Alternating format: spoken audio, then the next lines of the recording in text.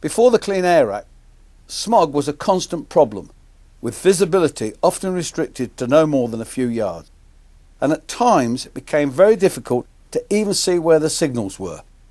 Well, it was very different to what it is now.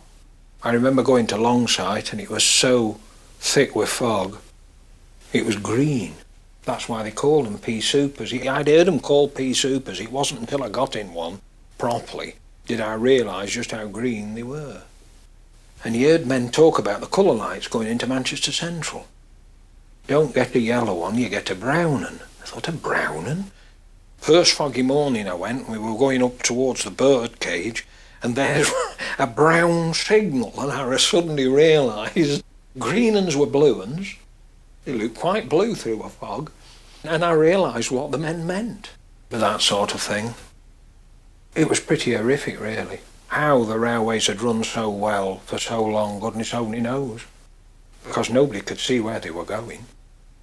So when you had Pea Soupers, you had to know where all the signals are, because you're running on signals. And the signal that you were looking for was the caution signal, or the distance signal as it was called, because if that was at clear, that told you were straight through that signalman's section. So you could run at speed because you knew how far that section lasted. So you could run like that.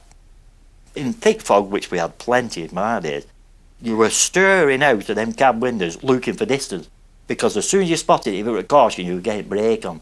You knew where it were, but you were finding it in thick fog. And it's bloody hard work in thick fog looking for signals.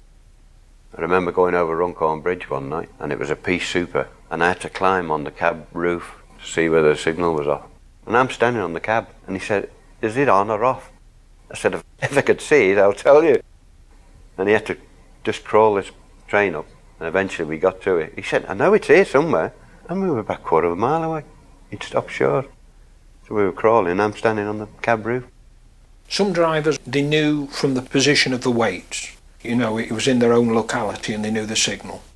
You see, both weights were down when the signal was on. Say there was a home and a distant on one post, you'd have two weights and they were down. And then suddenly you'd watch one weight go up and you knew signal come up. You couldn't see a signal, but that's how it had run. And I remember more than one occasion when I had to climb the blooming ladder to see whether the signal was on or off. And then come down and say, "It's off. Right, we're going." It might have gone back on again, I don't know, but we went, just the same. I remember coming off Trafford, and it was so thick that day. We got the engine ready, 76089. And one of the first times I'd been on Trafford Park, that was. And the driver said, "Open your tin of detonators, take the seal off it." Now he says, when we go off, he says, we'll drop down to the signal. Now he said, as we're approaching the signal, he said, you drop off with a detonator in your hand. He says, as soon as the tender end has passed you, you put the detonator down, and then you come and join me back on the engine. So I did just as I was told. Put this detonator down, walk back to the engine. I'm climbing onto the footplate when all of a sudden somebody had already arrived behind us, another engine going off the shed.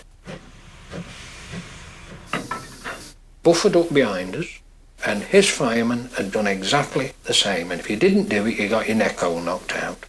Somebody used to arrive, they couldn't see you, when he did hurt, when you weren't expecting it. And he says, well, that's one lesson learned, isn't it? I thought, yes, by God. I rang us off the shed, and he says, is there another engine behind you? I said, yes. He said, that engine's going to Central like you. Throw the shuttle on. So I went in between hooked on, walked back to this driver, said, I've hooked on. I said, we're going together. And next news, there's another bang as somebody else is coming up. And it was going on like that all the time. You know, it was a dirty hole. What a stinking place it was. That was the age of steam and grime and smog and fog. So that could be very unpleasant for us working in the smog and the fog. Because a job that you might do in an hour on a normal good night could take you maybe up to 3 hours to do it.